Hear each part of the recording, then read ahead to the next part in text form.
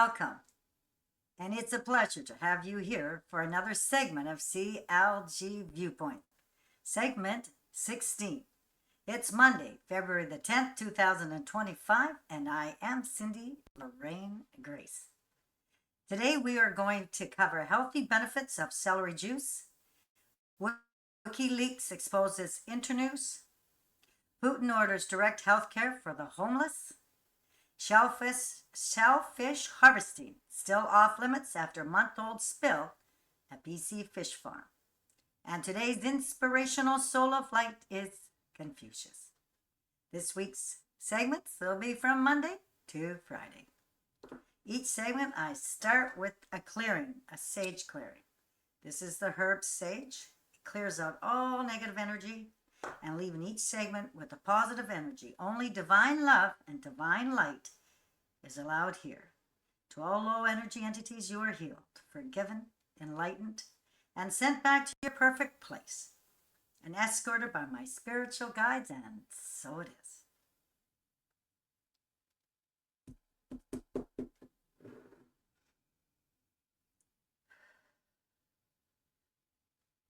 Well, today's health sense, medical medium, celery juice, the most powerful medicine of our time, healing millions worldwide. Get your life back with the only definite guide to celery juice. This New York Times best-selling book was written by Anthony Williamer. The originator of the global celery juice movement has said for years that celery juice is an unparalleled healing weapon, surpassing any superfood. That is exactly what's needed for the level of sickness occurring in our world today. Now, on to a video, How to Juice Celery. Demo is by Andre, my husband. Enjoy.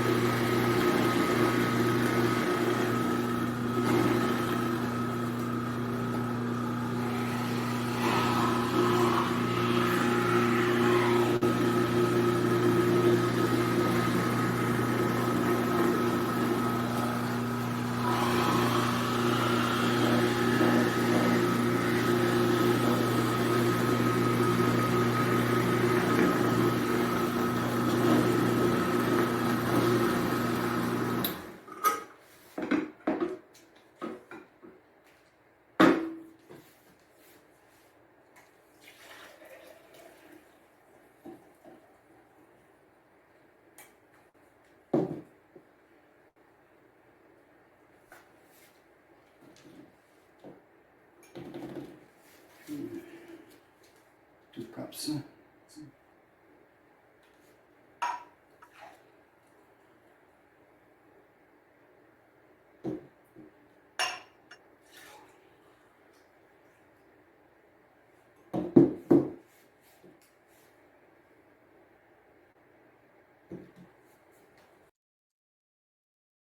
Thank you so much, Mr. Andre.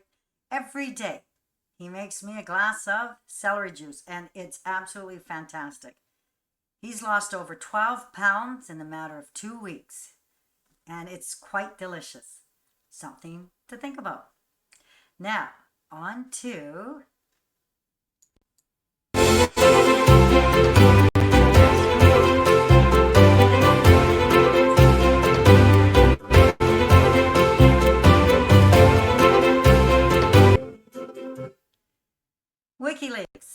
exposes Internews.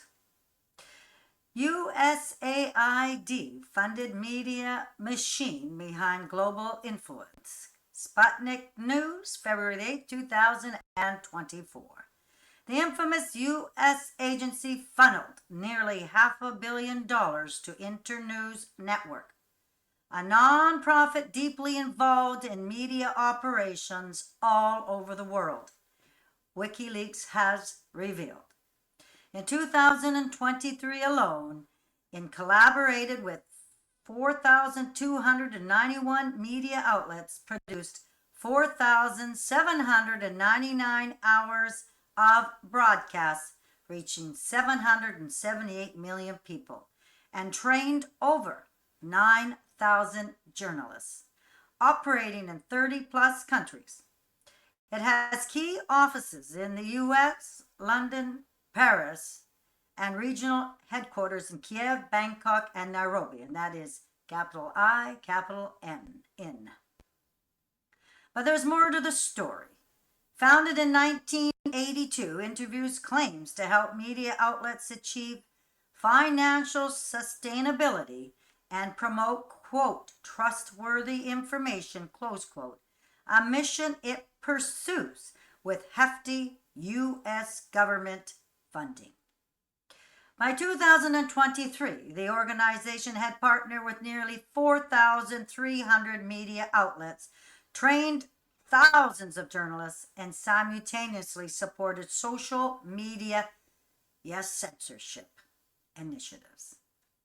USAID alone poured $472.6 million into Internews. Though the organization also received funding from AOL, Time Warner Foundation, the Bill and Melinda Gates Foundation, and other private donors. Grants include $10.7 million from USAID to support, quote, high-quality, responsible journalism, close quote, in Liberia, and $11 million for, quote, media enabling democracy, close quote, in Moldova. The U.S. State Department chipped in $1.48 million to establish, quote, safe, accessible, and life-saving information services, quote, in South Sudan. Another $19.5 million USAID grant was issued to Internews to, quote, position Jordanian society to effectively advocate for citizen-driven interests, close quote. Adding to the intrigue, Internews CEO Jeannie Bourgault and other key figures recently had their bios scrubbed from the organization's website. But WikiLeaks, noticing the move, helpfully provided archived copies. Personal thoughts. Do you think that accountability is being implemented and that the truth will prevail? And now on to RT News. February the 8th, 2025, Putin orders direct health care for the homeless. Medical aid must be provided with or without an ID or a registered address, according to the president. Russian President Vladimir Putin has tasked the government with providing homeless people across Russia with free medical assistance, regardless of whether they have documents confirming their identity or registered addresses. The deadline set for the directive is July 1st, 2025. Russian Prime Minister has been handed the responsibility for implementing the task. According to the document published by Kremlin on Friday, the Russian government must, quote, update medical care procedures and standards, close quote, allowing for relevant assistance to be provided to citizens, quote, without a fixed place of residence at their location, close quote. The document highlights that if the homeless lack a registered address, identity documents, a mandatory health insurance policy, or an individual insurance account number, this must not become a barrier to them getting medical care. In December, Putin pledged that the Russian health minister would develop a mechanism providing medical care to the homeless and those who have lost their documents. The president said that people who lack a place to stay constitute the most vulnerable category of those in need. Quote, "We are obligated to help people who have found themselves in such a difficult life situation. If, of course, we ourselves are truly human," close quote. Putin said, speaking during a meeting of the Presidential Council for Civil Society and Human Rights. Putin also said the authorities would allocate 25% of the budget within the following 3 years to social services. He highlighted that it was appropriate to, quote, "talk not about expenses, but about investments," close quote, adding that by allocating funds for salaries and pensions, healthcare, education, culture, and sports, the country is investing in human capital in the preservation of people in the long run. Personal thoughts. This is a great start for President Vladimir Putin, providing free medical assistance for the homeless. And do you think that Mr. Putin will then take the next step to provide all Russian people who are homeless with a home? Now, on to local news. Ladysmith Shaman's Chronicle. Written by Robin Grant, January 29, 2025. Shellfish harvesting still off limits after month-old spill at BC Fish Farm. Despite the advisories, Greg's Seafood says most of the spilled diesel has partially evaporated or naturally degraded, and the rest has dispersed throughout the area. Roughly 60 square kilometers of the Esperanza and Zabella's inlets on Vancouver Island's west coast remain closed. Yes, closed to shellfish harvesting after the 8,000-liter diesel spill from Greg's Seafood Lutz Creek facility that took place well over a month ago. According to Fisheries and Oceans Canada, DFO, there is reason to believe the quality of shellfish in these areas may be at risk. On December 20th and 31st, DFO issued closure notices due to potential chemical and biotoxin exposure, and these notices remain in effect. Eating contaminated shellfish can make people sick and can even be life-threatening. Shellfish such as clams, scallops, and mussels are highly sensitive to the water quality of their marine environment. Quote, "Because they feed by filtering microscopic organisms from the water, harmful bacteria, viruses, and marine biotoxins from their surroundings can build up in their tissues and make the people who eat them, quote, sick," reads the DFO site. While the oil spill on December the 14th, which now that's 6 weeks away, or 6 weeks past, which took place at a fish farm close to Zabella's on Vancouver Island, was caused by human error during a fuel transfer carried out by Greg's Seafood. Well, the spill occurred while the fuel transfer was happening on a floating concrete platform. According to a spokesperson from Greg's Seafood, it is estimated that most of the spilled diesel has partially evaporated or naturally degraded, and the rest has dispersed throughout the area.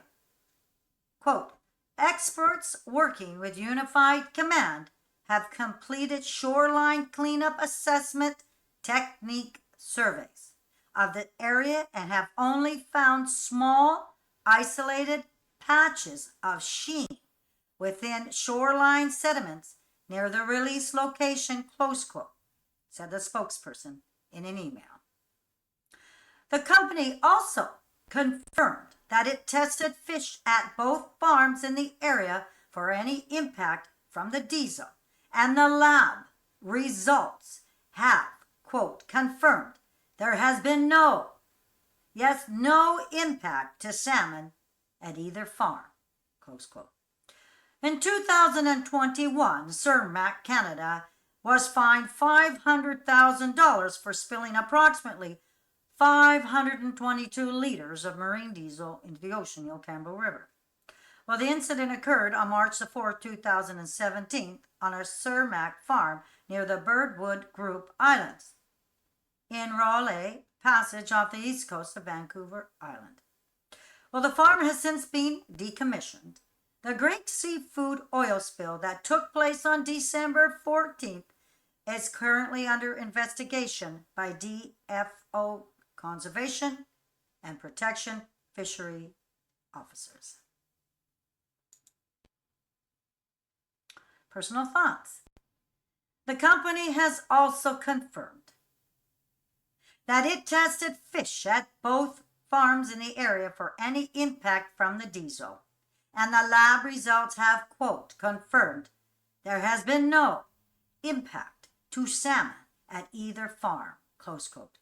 Is the DFO creating artificial famine? Something to think about. Closing. I am Cindy Lorraine Grace of CLG Viewpoint, and I thank you so much from the bottom of my heart for being here today. If you feel compelled to share this forum, please do. Today's inspirational soul of light, Confucius. Have a truly wonderful evening, and thank you for coming today, and see you on Tuesday, February the 11th, 2025. Good day.